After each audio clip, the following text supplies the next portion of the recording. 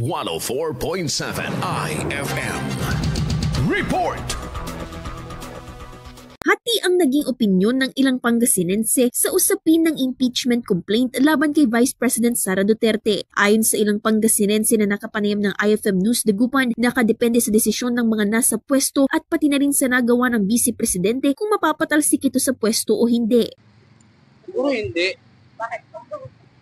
Kasi maganda rin naman yung ano niya yung parang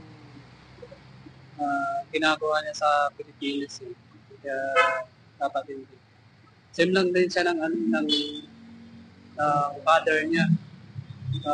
Kaya dapat hindi siya mapatalsik. Mayroon din umanong dapat na ikonsidera para mapatalsik ang kasalukuyang nakaluklok sa pwesto. Kung mapapatunayan na mayroon itong pananagutan sa kahit ano pa man na pagkakasala, ay posible ang impeachment.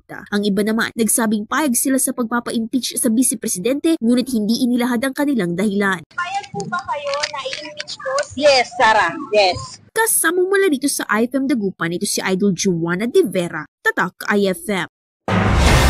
IFM News. IFM News. IFM News.